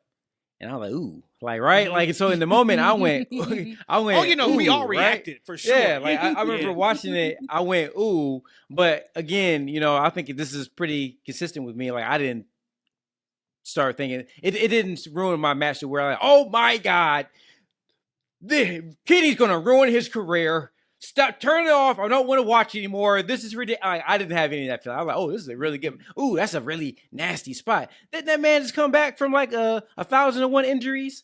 Right? Like, didn't he just come back from like getting his whole body surgery? Yep. like, good Lord. Right? Like, this man gonna be a mummy another year from now. But I did think that for a split second, but I went right back to the match. I stayed in it, and it was still a great match. But yeah, I mean, look, wrestling itself is dangerous, right? It is. Like, I took a half a bump in a ring, and I was like, ooch, like that hurt. like these dudes is putting their bodies at risk on a daily basis, right? And these guys are trained, and they should know their bodies, how they need to land, and how they need to do certain things. I mean, we just saw Bryan Danielson, you know, he injured his arm, right? It's broken or whatever, and I'm sure it wasn't a planned spot. And I'm sure it's probably on something less risky than what they did. So look, I'm not going to sit here. Elbow drop. Dog. Yeah. See, I'm not going to sit here as a fan who's not trained, right? Like, again, wanting to train and think about training is something totally different to actually being there doing it. Like, I'm not going to sit there and say what's career ending or any of that stuff right there, right? I'm going to trust that they know their bodies. They can take care of themselves. But for me, no, I'm not going to say it was fine, but I wasn't that. Yeah, no, it was nasty. It was a nasty bump, but I didn't think it was I couldn't believe just the conversation. It was still going all the way up to yesterday. Like, all right, guys, enough. So were they complaining about the headshots that Ospreay was giving them? No, that was sick and nasty too. Yeah. Over and over again. Was physical. The entire match was physical. These dudes, not just in that match, but you look at the entire card on a consistent basis in that company. These dudes are hitting themselves as hard as they can. This is one thing we talk about. I listen to older wrestlers talk about wrestling, right? We didn't have a problem with how matches were back in the day, right? When we talk about in the 90s and et cetera, we didn't think to ourselves as fans like, oh, this is fake, this is funny, it doesn't look real. Like, but these guys were working, right? They were pulling punches. They weren't hurting each other. They were saying back in the day, like, no, Kane and Bret Hart took care of guys, and there was easy matches. But for me as a fan, it looked like they were hurting each other, right? These guys look like they were hurting each other. These guys are legit hurting each other nowadays, like, right? Like, if it looked like it hurt, it probably hurt, right? Yep. And this is happening on every episode. Every episode of AEW, you're seeing these guys doing these dangerous spots, right? So now this is these wrestling community nerds, y'all put y'all hands up about everything, man. Look, move on. All right, if you're gonna complain about that spot, complain about the entire company. Because what are you watching? Because I see some dangerous shit happen minute after minute on these shows. Oh, every show, Raw, SmackDown. I mean, wrestling is dangerous. Yeah, when I saw it, I was like, man, that's a nasty move. But it was kind of like, okay. That was like where I left it at, but then just see people going crazy on it. All right, so we're all on the same page. So Bryan Danielson broke his arm. He's out now. They're saying, first they said 6 to 8 weeks. And I'm like, all right, still got a shot at All In and All Out. And then Bree comes out and says the break was worse than they thought. Looked like a straight clean break from the X-ray. But that's a good thing, right? Doesn't that mean that it can heal better if it's a clean break? But it may be longer, though. Got it. So it could be if it's a clean break, we don't need surgery, but you can be out longer than we thought. Got it. So we don't know now what that looks like, but I'm sure he was going to be involved in blood and guts. I'm okay with him not being in blood and guts, but just from a selfish perspective, because All Out being in Chicago, I did want him at All Out. Hopefully he can make All In. I'm sure that was something that he really wanted to do. Him tapping out, Okada was on nobody's bingo card. Whoa. Like, I don't think anybody saw that coming. I'm sure Okada's get his get back at Wrestle Kingdom in January. But as of right now, that was a shocker. That was an absolute shocker of a finish. It was for the tap out. And it seemed coming out almost out of nowhere. Now I kind of understand why. I didn't know he was injured. Bryan was injured in that match, so it kind of makes sense. It was so funny too, man, because I was watching and I even said before the submission finish came, like, why is Bryan selling his arm? I said it out loud. And I was like, why is Bryan selling it? This doesn't make sense. And now we know it wasn't a sale. He was Yeah. broken. For real. So shout out to him for finishing the match. Anything else off of Forbidden Door you guys want to mention? We just got to give honor to that 4-way international championship match with 3 belts, but all the 4 people and my boy Danny Garcia. Oh, you man. take the main event out and Kenny and Ospreay. Yep. That was the match of the night for me. Mm-hmm. It's funny. Rhodesia mentions it's talking about Danny Garcia. Like for me, I thought Zach Sabre really starred in that match. He looked great. Yep. He looked great from a wrestling standpoint. Like a lot of his maneuvers, submissions, it was some good work from that guy. Everybody shined. If you think about it, Shibata looked great. Orange Cassidy. We definitely got to have a conversation about him at the end of the year on where he is on the rest of the year. Yeah. And he honestly, this might go into this next question. Workhorse. He's the best champion in AEW to me. I mean, he's, from a storyline, character perspective, and his matches, they are phenomenal. And consistent. Because you mentioned that, just a little while ago that you thought that AEW needs a top guy. You don't think MJF is the top guy?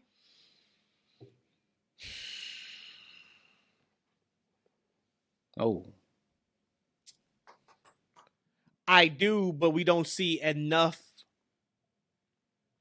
We don't see enough of him to be that guy. When I say top guy, I'm talking Roman, Cena, Austin, Punk, Taker, like all those. I named everybody who was in WWE. If you go NJPW, Kenny when he was there, Okada, Naito, Tanahashi, those were like your top guys. MJF is, of course, a fan. Everything he does is great. He was so good on Dynamite. He stole every scene that he's in. Like, you give him anything, and he kills it, man. Like, hopefully for Tony's sake, this whole January 2024 thing is just a gimmick and a storyline, and he has him re-signed, because if he does not, and he goes to WWE, that is going to leave a massive void in AEW. So I'm hoping that does not happen for Tony's sake. But if MJF was a face, then I would say yes, he's the face of AEW. It's kind of hard to have like that type of heel as the face of your company. Because I was a little surprised because he's the next guy. He's the next guy up. He has all the potential. He has the in-ring ability. He has the promo. He has the character.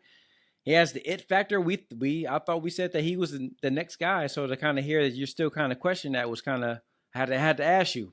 I kind of get what you're saying a little bit. Because let's going into Dynamite. He's in this feud with Adam Cole. And I think I like their on-screen chemistry and what they're doing, right? Mm-hmm. But didn't we just have a similar storyline with MJF befriending Sammy? Yes. Everybody he's going against, he does. This started like even with Jericho when they were doing the date or the dinner that they had. So the song and dance they did. But this is his MO. The difference on this one though. Well, the difference on this one is he was forced into this with the blind eliminator. The other ones, it was his idea to befriend him. So that's the difference. If like that was his idea, this one he didn't want anything to do with him allegedly, and now he's trying to make it work. On Wednesday, it was his idea to get the truck and them to go out and have a night on town, right? Yeah, because I'm saying they're already in a team, is what I'm saying, because they're in a team, so we might as well make it. My hope is he doesn't turn on him week 1. Give me some weeks of this. That's all I hope. And I loved how smart Adam Cole's segment was when with what's his name? Right, when Roddy was like, "Hey man, you sure you want to say that?" And he's like, "He don't watch this show." Like I thought that was really, really good. I thought that was really, really good. Yeah, it just seemed like from a storyline perspective, a lot of his, because I think MJF has a lot of influence on his creative, which I think all the wrestlers do. They have their own, they have a lot of input on what they're doing on the TV, and I think a lot of his storylines kind of run together creatively. They do.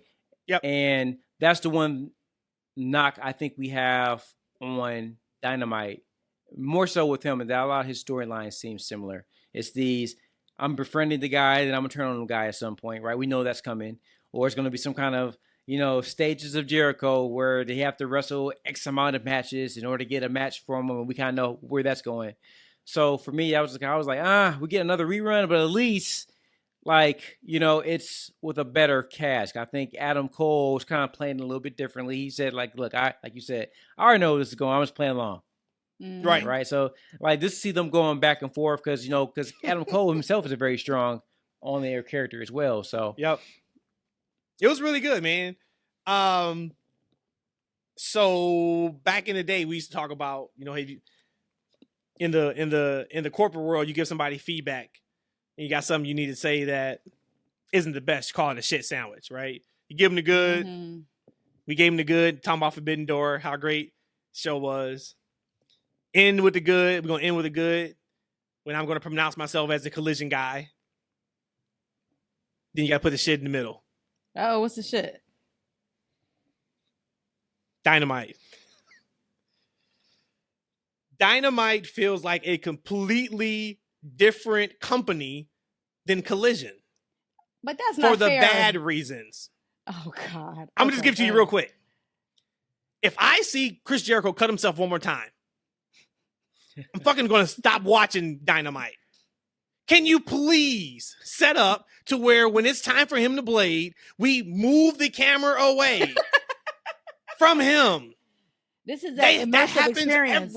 It's an immersive experience. It's immersive. That production team, you got to get it together. I was so hyped. Show starts. Excalibur lays out for the pyro. I pop in the house. Hell yeah, Excalibur. That's what I'm talking about, man. Don't talk over the pyro. And then immediately, I see misses in the production. They're missing poses. And this happens significantly on a damn near a weekly basis. They miss spots in matches. They miss poses. They miss... And these are things that they're pretty significant to the story they're trying to tell. There was a spot when Claudio ran in and William Yuta, they did their thing and they're beating them down. I think Yuta hit somebody with a hell of a move, completely off camera. Why do you not have the wide shot when you have that many people in the ring? It's beyond me. So that bothered me. Me seeing Mox cut himself, I'm like, dude. I mean, not Mox, but Mox did it too. But Jericho, I was like, this can't keep happening every single week. Where are the conversations? Do we not watch the show and then have notes for follow-up for production and say, hey, guys, we missed this, we missed this, we missed this. Let's make sure that we get it next time. I know before they didn't tell the camera people in production what they were going to do. They kind of just did what they wanted to do. I don't know if that's changed yet, and I don't want it to be cookie cutter. I don't want them to have to go through significant rehearsals and all that kind of stuff, but they got to figure that out. Like it's going on 4 years now. We can't continue to have that. I don't really like the pacing of the show on Dynamite. Last night, after Sting damn near fucking killed himself, he's laying in the ring after Jericho taps. As soon as he taps, we got Excalibur rushing to the finish. They go off the air with both of them laying out. If that's the last thing you want me to see is Sting laying out, cool. I'm sure that wasn't the case. And they actually went over, I think, about 2 minutes. They just rush so much. As soon as the match is over, they don't talk about what just happened. They don't give me the final thing I should be thinking about. They're right on to the next segment. And that doesn't happen on Collision. So for some people, I'm sure they love the fast pace of Dynamite. Mm-hmm. Somebody who appreciates the art form of wrestling, I hate it. I'm getting to a point where I hate the pacing of it. They move too fast. Slow down. Once something major happens, give me time to digest it. Give me a summary. Give me a recap over commentary. Then move on. But you can't be moving on to the next thing when the person who just won entrance music is still playing. Nah, man, that doesn't work. And we don't, thankfully, we don't get that on Collision. So whoever is the creative director of Collision or has that ear of Tony to say, hey, we need to do this differently on Saturday, bravo, thank you so much, please continue it. But now they have some good things on Dynamite. I know, because you up here just trashing Dynamite. No, I did. I enjoyed Mox and Ishii. I enjoyed the opener. I really enjoyed that. I loved Renee and getting into Mox and Eddie's face, because that gave like kind of like that. Oh, this is real type feel. She said, "You better figure it out." Yeah, because we've never seen her act like that on camera. Nope. Except for when we don't see them interact. We don't see John and Renee interact, because actually, Katrina was watching it with me. And I mentioned her, like, we don't see them interact very often. She's like, that's true. Like, what do you mean that's true? Like, you don't watch the show enough to know if it's true or not. Hey, what if Katrina actually is watching all the shows? Like, while you're asleep, Eshaun, she goes back and actually starts playing and watching. I think she watches all of them while we do the podcast. She just doesn't tell him. That would be something. That would be something for sure. And then so real quick, two other things, and I'll give to you guys. I really enjoyed the stare down with Claudio and Eddie. I thought that was fantastic. The entire match, just staring at each other. And the cameramen did do a good job of getting that. So shout out to you guys for not missing that piece. And then I enjoyed Ruby's promo. Ruby needs more promo time. Because I thought she did a really, really good job after that match. But I thought Jungle Boy was a miss. His promo wasn't the best. And Rhodesia, I'm going to give you your opportunity right now. Because you were upset. When he dropped the what did he say? He didn't call her the baddest bitch. What did he call her? Oh, he did. He got the baddest bitch. He said, "I got the baddest bitch," and I was like, "Oh, we just don't do that." I think he said, "I'm still dating the banging, dating, whatever." I don't care what he said. He can say dick down. I just don't like the word bitch. Don't say the bitch. Unless we're in the bedroom and it's just the two of us. Don't say bitch out loud in the public when you're referring to your woman ever. Even though he's a heel and he's trying to show his heelist. No. His ways. Hey, well, because he already got the banging part. He said, "I'm still banging the hottest chick." There's nothing wrong saying that. It's funny you say that, Rhodesia. Just a side note, real quick. Back in my younger days, right before I was married, I had this girl, and during special time, she wanted me to call her a B, and that's not. I don't call women B's. So she was like, she kept say it. Oh, oh my God. I had such a hard time saying you can't take that back, Eshaun. No way. And I got to see your face and how you just my guy could not, man. Jesus Christ. I couldn't do it during sexy time. So you ain't never do it? See, all right, so now you got to finish the story now. So so y'all getting it in, right? And she says, "Hey, I need you to say that word." And you stuck at B, right? No, he said, Did you ever get it out? Like, what happened? I was like, bitch. Oh my God. Damn. Where's that, man? I need that Ron Simmons drop. Damn. Oh, God. All right, so we know if E was ever to become a heel in wrestling, he ain't saying it. I didn't have a problem with it, but I know Rhodesia was pretty passionate about it. Yeah, I can't stand that. Don't do that. Don't do that at all. What else? What did you guys think of Dynamite? I'm guessing you guys were nowhere near as critical as I was on those pieces, but not in the slightest.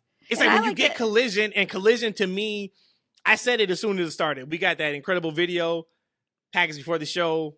I think I even tweeted like, "All right, maybe time to say Collision's the A show." About halfway through that show, I was like, "Yep, I'm a Collision guy." By the end of the show, I was like, Collision may be all I need from AEW. I'm that high on that show. We'll see what this week looks like. I think they're actually taping tonight as we pod.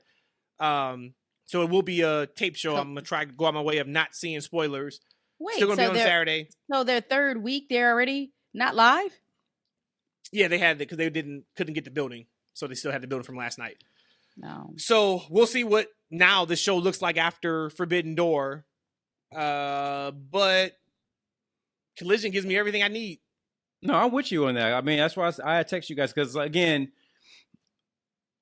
Saturday nights is not a night of wrestling for me. So when we started doing these pods on Sunday, I guess I'm gonna have to wake up in the morning and watch Collision from the night because for me it's an afternoon treat on a Sunday where we're gonna be doing pods that afternoon. So I'm gonna change it up. However, it is. I mean, I like every single thing they're doing. I love those intro promos that they had. Right, it kind of reminded me like some back in the day promos. Saturday night main event, man. Where you said, damn it, Matt. Exactly. I just want to say Saturday night main event. It reminds me just a little quick, bang promo, real quick to kind of get you into it. I feel like they give each match and moments much more time. right? Like the show doesn't seem like it's bombarded with a lot of things happening all at once, right? They give the matches, the moments, time to kind of sink in, and I love that. And then when you watch Dynamite, it's just not there for me. And it's the people. If you think about the wrestlers that's there, this is their style, and this is what you're going to get from that style of wrestling. For me, we talked about Jungle Boy, and I said like, oh, is he going to be heel? I was kind of worried about that because this is the guy. I listened to the guy in an interview because so. If anybody out there is a 2K19 modder, like it was a very time consuming process. So to get these mods into the game, it took sometimes 15 minutes or so to actually get a character or more to get into the game. So you had a bunch of characters like I did. I would wait to the weekend to install all these characters. Sometimes it would take me hours to get them all into the ring. So I would watch a lot of YouTube videos. I listened to a lot of interviews from these wrestlers. And Jungle Boy, I'm not sure if Renee Burkett was interviewing him or it may have been somebody. I think it might have been Renee. And he said that he doesn't like doing promos. He wishes he doesn't have to do them. He said they're trying to make him do more, but it's not something that he enjoys doing. So I'm like, So this is from a guy who a year or so ago didn't want to do promos. Now he's going to be a heel where he's going to have to do promos. And he repeated that a few weeks ago. He said it again. He said it again? That he's not comfortable doing promos and et cetera, et cetera. Yeah, and that was just he's going to have to figure that out. He's going to have to figure it out. He's going to have to go through the reps and get it out. Yeah. But and the thing is, from a guy who doesn't want to do promos, you can tell, like, if he's going to be a heel character, he's going to have to pull something out of himself that he kind of holds back, right? Because those are the best characters as a heel. It's just an amped up version or an evil version of yourself, right? I don't know from what I've heard from him that he has that side of him that he's willing to bring out or can bring out. And what I saw on Wednesday, I was like, this dude needs a manager. You know, he didn't sound bad. Like his verbiage wasn't bad. You know, it's just he just didn't have it. Mm-mm. Everything he said. If we didn't listen, we read the transcript. You may get done reading that transcript and say, "Damn, all right, Good Jack verbiage. Perry cut a hell of a promo." Okay, cool. But then when you saw the delivery and you heard it, you're kind of like, "Oh." And hey, give him time. Of course, give him time. I'm not saying like he's dead in the water. It's not DOA. Hey, look, but it was the presentation too. He came out in the little leather jacket. He looked just like Christian. His outfit was like the black under turtleneck with the brown jacket. He went to Walmart and got the Christian uniform instead of actually going to the Christian store though. Like, right? And I know brother got money. He comes from a family with money, right? So it's just the presentation isn't there, the cadence isn't there. Like, this is what I'm like, oh man, this is what we're gonna get from Jungle Boy. I don't know if I want that from Jungle Boy. Like, put him back with Christian. Like, for me. I would say that he'll be fine. I'm okay. I'm okay with everything he did last night. I'm okay with it all. It seems like he was nervous. It seems like he's not comfortable in it. You can clearly see it. And it'll get better in time. I mean, he's going to have to learn how to get good on a mic. I mean, That's the industry that he is in. I mean, come on. You're a pillar. Especially now as a pretty boy heel. Got to use that mouth, man. Yeah. That's going to be your money now going forward. It's going to be your money. What else? Did you guys, anything else from that show? I just, when the BCC attacked the Elite at the end of the show, I like that, of course. But I was kind of like sad because that wasn't the end of the show. That should have been the end of the show. What was at the end of the show? The end of the show was Sting. Oh, that's right. Yep. Sammy. Sorry. Jericho. And anybody care about the Painmaker? No. I was actually a little bit mad at his mask. But I was like, let me not get on my soapbox. Let me just calm down a little bit. It's just a mask. Tell everybody why you were mad at his mask. Because it was a blackface mask. I didn't like it. It's not a blackface mask. It was a Jabberwocky's mask that was black. Okay, well, I was like, what is that? I have to think about it. My man from Double or Nothing who was singing the music was blackface. I was a blackface guy. No, you're right. You're right. I take that back. Point is, though, what I was just saying, the last part of what I saw of Dynamite that I remembered before I fell asleep was the BCC. And it's just sad. I mean, I always hate seeing people get injured, especially when you're hot. And so now that Brian's not going to be down with them. Granted, he's a lot of times been like the commentator when a lot of them jump-ins happen, but I was a little bit sad. I'm like, where is BCC going to go from here? I mean, I guess they still can be the trios, but I was blood a and little guts. sad. They're still doing blood and guts. Yeah. Hey, but yeah. Rhodesia, we're not gonna talk about your boy Danny G twerking on Keith Lee's back like that. We ain't gonna talk about that. You do realize that I have a TFW moment of the week ahead of me, right? Oh, okay.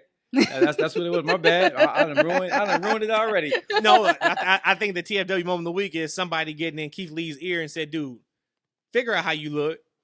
Go get your hair black, and show everybody who you supposed to be." Wait a minute now. You said that you said he was fine as the grandpa. You said that was fine. He was fine as the grandpa. Fine. Oh, so we need him as a star. And I still don't know if he's going to get to a star at all. But he still had somebody gyrate on his back. That's still don't black hair, gray hair, doesn't matter.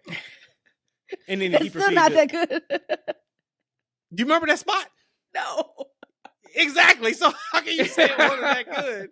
You don't know how they got there. You don't know how they finished. She got what she needed, man. She got what she needed. Man, I saw the gyration. That's all that matter. I just saw the twerk, and I'm like, let's go. Oh, God.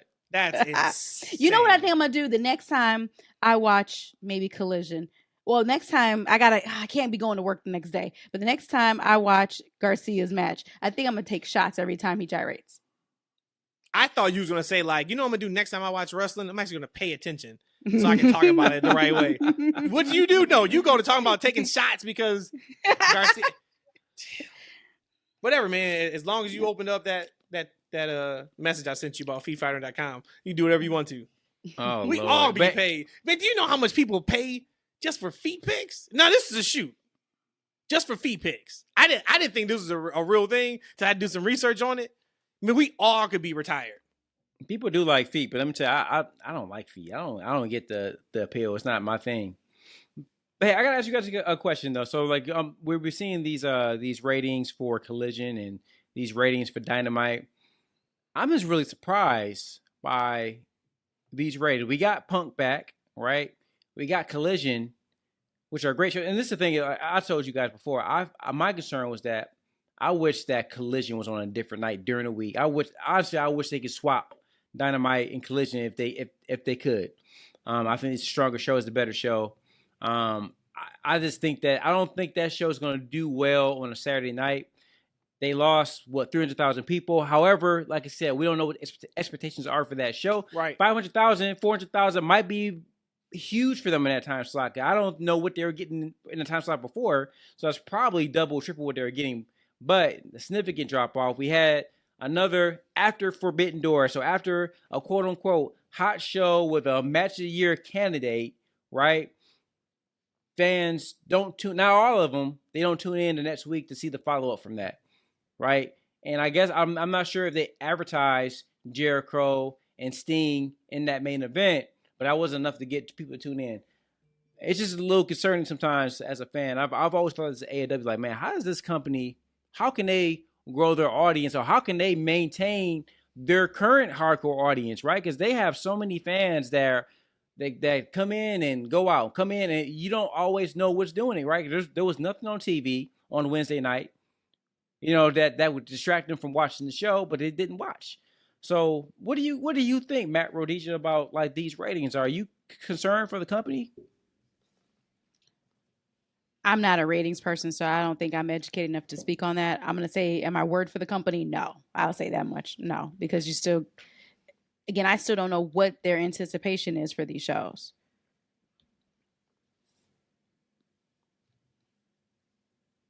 Excellent. That's all I got on there. I literally said I am not a ratings person. I know nothing about how that translates when y'all talk about the demo, the preferred demo of the 18 all you know is gyrations, male. right? Exactly. Like seriously. That's a million people watched in the first segment, a million watched in the back. Well, segment. actually, speaking of, that's what I was going to say. So the first segment did get 963,000 viewers. So I mean, they turned it on and they turned it off.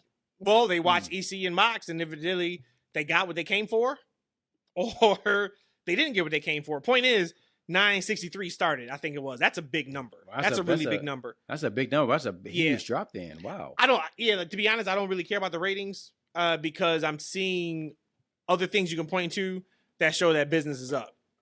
You saw what they did with Forbidden Door sales. They actually said that I think Forbidden Door did 15% higher pay-per-view buys than the previous one. That's a big deal. You know, they typically were hovering around at 130, 135. I think this one is closer to 160 preliminary, so it could be higher than that. We see that the ticket sales since Punk's comeback has elevated. I think the show tonight started by having like 763 tickets sold. They announced Punk, I think it went to 1,000. I think they finished tonight at either 4,000 or 5,000 tickets sold. That's significant. Wembley, we know they're going to hit over 65,000. So, like, I'm not worried at all whatsoever because I don't know what they think.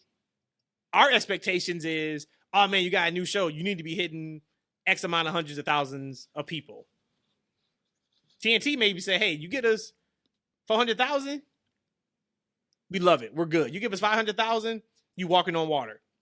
So, like, for me, it's hard to say. I do know that the company that typically puts the ratings out, they came out this week and said, like, hey, they're done with that. We'll still get to hear ratings, but I guess it won't be as in-depth and it won't be as timely as we were before. And they gave a lot of information around because it's an archaic formula now. It's not really showing as much as, you know, because of DVR and things of that nature, et cetera, et cetera. So, no, I don't look at that at all. I look more at ticket sales. That's for me has always been my indicator for anything. If I want to know how hot somebody is in music, let me see what last tour they went on and what was the ticket sales. Sports, hey, they sell out. How many, you know, tickets they sell compared to last season or last game. Same thing on wrestling. All right, let's see what they did last time they were here. When Dynamite was here last week, they actually sold more tickets for that show than they did the show in November. And that was coming off of Collision, which they did 6,600 sales or whatever it was, 6,600 people. So when I look at that, I say, all right, well, they're in a pretty okay spot. I think the days of us wanting them to rival WWE in regards to ratings is not a thing anymore. They've picked their niche. They've picked their path, and they are going to ride down that hardcore path and give us hardcore fans what we want, when we want it, how we want it, and not worry about trying to get anybody new to tune in. And it's working for them. I mean, hell, another $1 million gate for Forbidden Door. That niche of hardcore fans who know who those NJPW people are, tuned in, they went to the show, $1 million gate, fantastic. You're just not going to get Sarah or Susie or Bob or Jaron who watched Roman Reigns on a Friday to tune in after Money in the Bank Saturday to watch Collision. That just ain't happening. Makes sense. You know, I'm going to have to take a little editorial control on the pod. I think we should go ahead and start wrapping up. We're about almost 2 hours in, guys. Like, hey, if you love this content, you're going to get a lot more of it. All right, we ain't going nowhere. And thank you for being on this ride with us. But I do want to tell you guys, quick thing on Big Daddy birthday. How you going to wrap it up and then say you got something else to say? Yeah, because I got the last thing. We got to get to it. On Big Daddy birthday, AEW Fight Forever was released on Big Daddy birthday. And shame on you, Tony Khan and AEW Games, for not giving Big Daddy a review copy or an advanced copy. Shame on you. They did, man. They just don't think you're Big Daddy. They looked at you and they were like, this can't be the guy. This guy is like 5'6", 110 pounds. There's no way this is the person that goes by Big Daddy. They gave it to somebody else. If you'd have just said it was you, hey, E, my name is Eshaun, man. I would love to get your game. I guarantee you would have got a code. But you out here talking about some Big Daddy, they couldn't find you. See, first of all, I'm 5'9" and 5'11" in the game, okay? Love it. Love it. But real quick, so I got the game itself, it looks great. Graphics, it looks really great. And that's coming a long ways from where the original views of the game. Graphics look good. The sound is amazing. Those are the first things I noticed. Gameplay wise, I'm still kind of figuring out. But it does really remind me of the No Mercy engine. So for fans that like that engine, it does definitely remind me of that. The soundtrack is amazing. You get to hear the Acclaim rap, Swerve, and his homeboy, I forget his name right now, is heavily on the soundtrack. And I think the game is pretty pick up and play friendly. It's something that anybody can kind of pick up and have fun with. But I wish they put a little more emphasis on the presentation, primarily the entrances. The entrances are about 7 seconds. So you get some great entrance music. Entrances seem like they're pretty cool. Like Kenny Omega specifically, they have his variation of his entrance from back in the day. We had the girls coming out dancing. You don't really get to see the girls dance that much because they're really zoomed into his face. You don't really get to experience that. I wish they kind of put more emphasis in that. Outside of the core gameplay and graphics, there's not much to the game. It's kind of bare bones. While I haven't played the career mode, I heard it's hit or miss. But there's a guy I follow. His name is Justin B. He designed it. He's designed the 2K games back in the day, so I'm sure I'm going to like it when I actually go to play, but I heard it's only a couple of hours. The creator wrestler is extremely limited. It's extremely bare bones. They have a host of like interest music and themes, right? They even have entrances from like Roman Reigns, Shinsuke, but you can't really create any of them. They have like the interest music on all the variations of Brandy Rhodes in the game, which is cool. Hey, Brandy had some bangers back in the day. Like I'm listening to this music, and I'm like, oh, this stuff is hitting, right? But you can't really create her because there's like 4 face templates for guys and for girls in the game, so you can't really do anything. You can't morph your person, so you're not really going to grow the game with that. And because of the lack of features and depth and the limitations of the game, I have a hard time thinking that this game in its current state is anything more than, it's a great game. You pick up and play every now and then. You play with friends. I don't think it's very much replayability right now as is, which is a shame. I know there's some scuttlebooty online that they're going to add features and modes later on down the line, but they haven't clearly shown us a roadmap of how this game is going to be updated or if it's going to be updated beyond just the DLC that they've already announced. So that's kind of up in the air. But if you're looking for a game that sounds good, looks good, and plays good, but you just want to play a couple matches, this is going to be your game. So for me, I'm going to give it out of 1 out of 10, I'm going to give it a 6.5. And that's Big Daddy's easy rating on AEW Fight Forever. So one quick question on that. What would you compare that to? Like any previous games, like No Mercy? What would you say? Oh, it's definitely a spiritual successor to No Mercy, but I think in every way, right? Like the game limitations and scale is something from 20 years ago, especially like that creative player. It's not any more robust than you would have found 20-something years ago, which is kind of, to be honest, that's kind of unacceptable for a game in 2023. But if you want to pick up and play fun multiplayer game, I think it's kind of like a Mario Party game. It's something that, you bring the homeboys and homegirls over. Y'all want to pick up and play a game real quick, have some fun, and get right into a game. You can do that. But I don't think it's something that anybody's going to be playing, in a month or so from now, to be quite honest with you. There's not enough in the game that's going to bring you back. How many hours have you played the game? Actually played the game, not deal with creative anything, actual hands-on playing. Let me tell you something, brother.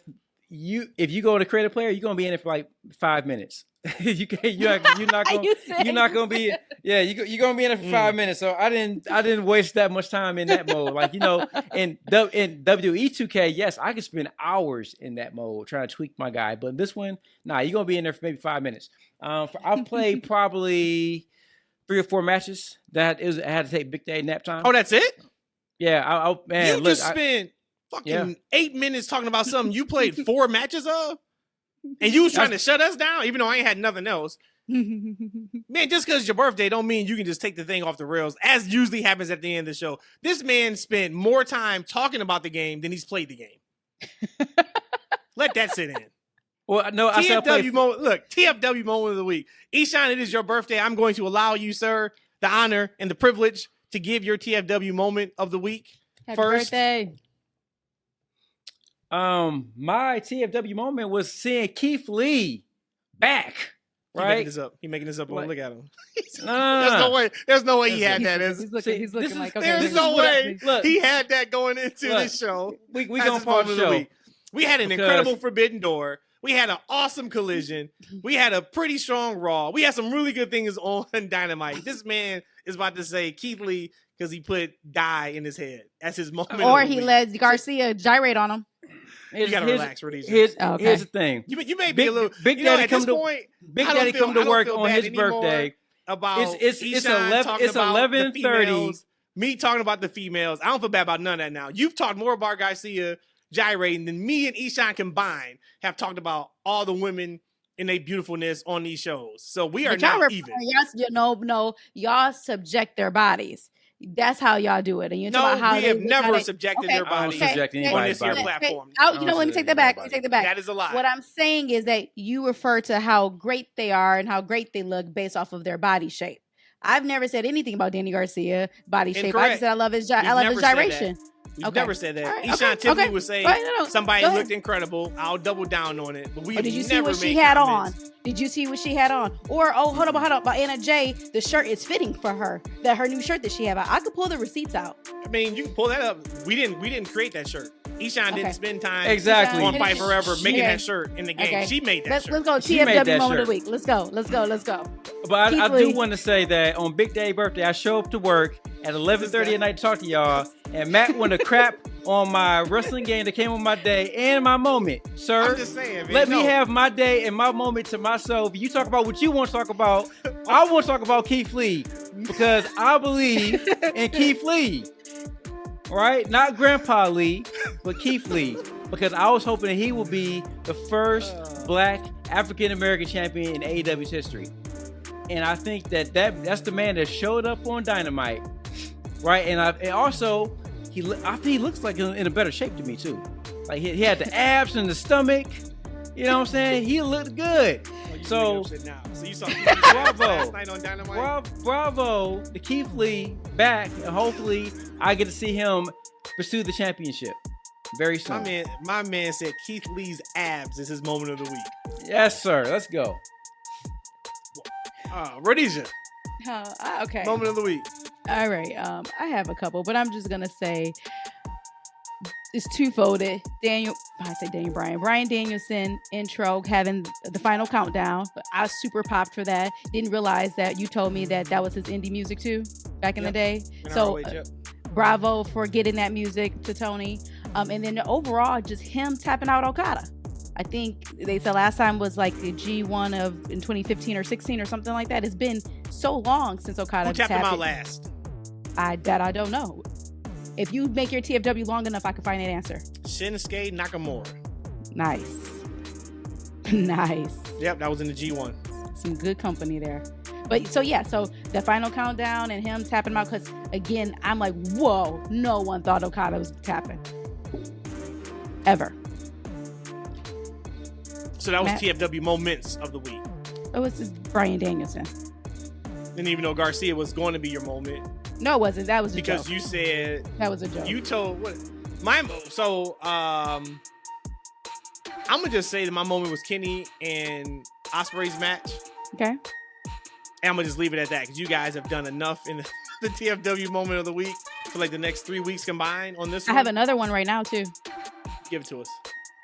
This is just fun. TikTok again. Dominic in Judgment Day is no stranger to this category. Did you see Dominic trying to pick up Damian Priest? He falls, and then Rhea goes pick up Damian and carry him off the ramp.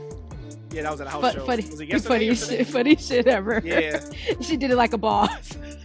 And Damian looked like he was protected. He looked like he was majorly protected by Rhea carrying him out. So, big boss shit right there. All right. That is the show. That was it. Happy birthday. Was this one our longest show? 2 hours. It is. Almost. Yeah. I know we had one before, but this may be it too. We back at you guys on Sunday. Don't forget, we are going to 2 episodes a week in just a couple days. Sundays and Wednesday drops. Don't forget, follow us on Twitter at That's FNW. Follow us on YouTube at That's Freaking Wrestling. And I think that's it. Bye. And whenever I get my OnlyFans page, right? Remember, it's supposed to be what's the word? Why can't I forget the word I'm thinking about? When you don't want to know something or you don't want to tell people who you are. Anonymous! Supposed to be anonymous. Oh, okay. That's the word. So that's my hashtag? Is that my hashtag? Anonymous. Okay. We are setting that up tonight. Take care.